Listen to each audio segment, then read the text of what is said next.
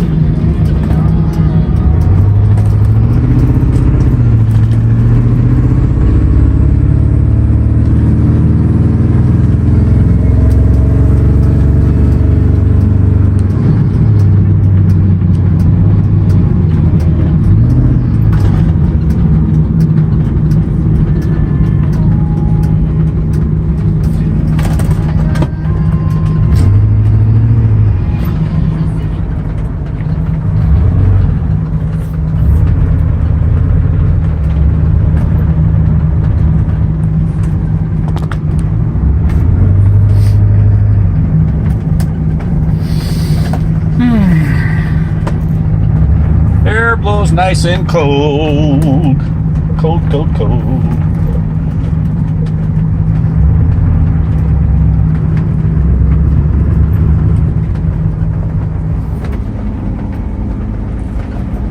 Oh, that thing works, whatever it is. Compass. Yeah, the compass works good. That way you can confirm your GPS. Make sure your GPS is going the right way.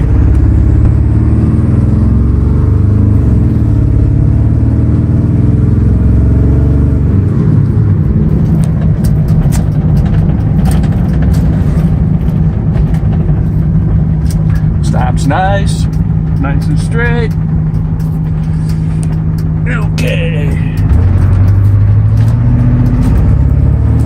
Gonna floor it. Shift 2, I believe. Come shift 3. There's 3. And just so you know, I generally cruise down the highway with that tach at about 2100 RPMs. and I could go, 60, 65 miles an hour, and I got 2,100 RPMs. I just drive that for hours after hours after hours after hours. I frequently drive to Pittsburgh, 6 hours. Takes me 6 hours to get to Milwaukee, a little bit longer to get to Madison. Chicago's 4.5, 5 hours away. I just put it right there about 2,100 degrees and go, or 2,100 RPM, and I can go wherever I want in this vehicle. Air conditioning works, turn signals work, brakes work good. There's my brake stop, no hands on the wheel. Lots such fun. So I gotta go slow here. Let's see what else about this. 2 front power windows work. One of the back windows does not work. The other one does. I cannot remember. Of course, we've got the radio, we've got air conditioning, automatic transmission. Power locks do not work. It's been that way for about 4 or 5 years. I've had this truck since 09.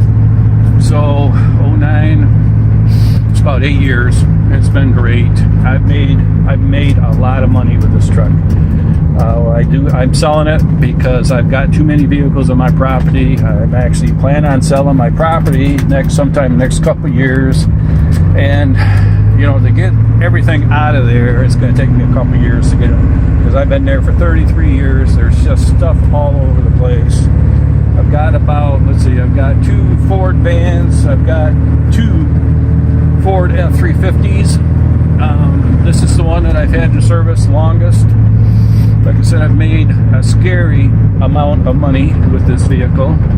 I don't really have any other reason to sell it other than it just on my property. I'm going to be selling my property, going to downsize. And my girlfriend's giving me kind of a hard time about this thing sitting around. It is licensed for the state of Michigan. It is insured. So it is something I can jump into any minute I need to, maybe a backup vehicle, blah, blah, blah, and go wherever I want to. I would feel 100% confident driving to Milwaukee, driving to Pittsburgh, driving to Buffalo, New York, driving to Niagara Falls, driving to Knoxville, Tennessee. Those are all basically 6-hour trips, day's trip. I would expect no problems with this thing. It does have the fold-down bed in the back. It's all full leather interior. It's a Starcraft package. Very nice truck, and it rides and everything really nice. This particular road I'm on right now is Curtis Road. It's super, super, super bumpy. And you know what? I just realized I do not have my driver's license with me. So I'm not going to go too far. I just don't have my driver's license. Who needs that kind of grief? Those guys, when I run into those guys, and if my papers aren't right, they really take a big frown on that, the troopers and everything. So I was going to take it out on a better road. This is a Gale Road. This is a pretty good road, nice and smooth, and this is about what you should expect on the freeway. There, it just kicked down into the overdrive. I'm doing about 1,800 RPMs right now, and my speedometer says 55 miles an hour right there. This cruise stuff, I don't know if it works or not. I've got so many vehicles. I'm more of a driver guy, so I don't care too much about that. I just don't use it. It may work, maybe not. Let's see what happens. Okay, I turned it on. There's a set. I don't know if it's gonna work or not, but it don't feel like it's working. So, oh, there it goes. It's working.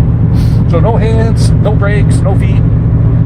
Nice. And this truck is really nice. It does have that noisy, rumbly exhaust. What that is that is a 4-inch exhaust on here, straight pipe. There's no mufflers on this sucker. It's been that way ever since I bought it.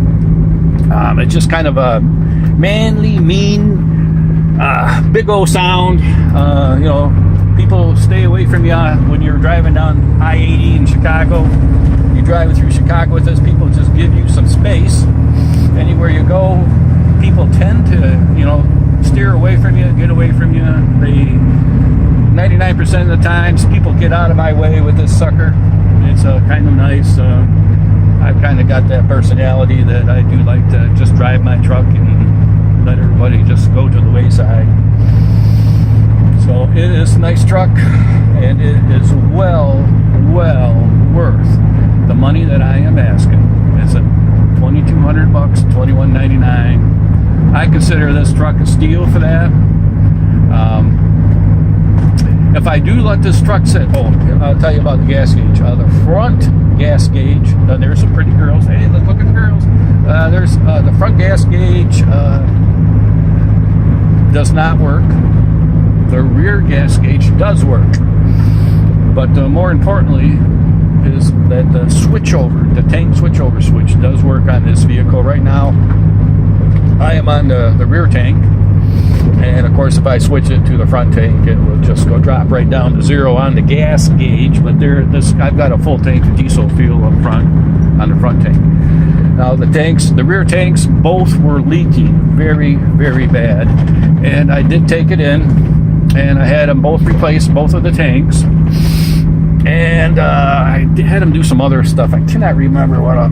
But the receipt was $1,360. I've got that here. You can look at it. The other thing I did about 3 or 4 years ago, I was in Rockford, out by Rockford, Illinois, and I blew my transmission. And so about 3 or 4 years ago, this was I put a new transmission in it, and that was like $3,200. But that's good to go. It's been no problem since that time. I can't think of anything else. I don't know. I just enjoyed the truck. Made a lot of money with it. And I think you would too. It's been fun. Air's working good. Blah, blah, blah. The driver's seat is tore up. In my job, I wear suspenders. And the suspenders, when they clip onto the back of your belt, there's those two metal clasps, and I would go to work, make my money, and then jump in this truck, and then those two metal clasps on the back of my suspenders were eventually, what they did was they wore a hole in the leather seats. So I do have that with it, and see. There, I just put it on the front tank. You can see that little gauge dropping down. Air conditioning's nice. And I'll start it back up after my little run. There you go. There are two hinges here. This driver's door does drop down a tad when you open it. Those pins right here are bad. There is a kit that you can get for like $13 at O'Reilly and just replace these two pins. And I did not buy that. I just went to the junkyard and found a Ford that had good hinges on it. You grab it, test it, and so those pins need to be put on. But other than that, this door lock thing doesn't work, but the windows do. Blah blah blah. And actually, you can see that door vibrating from the diesel sound. So.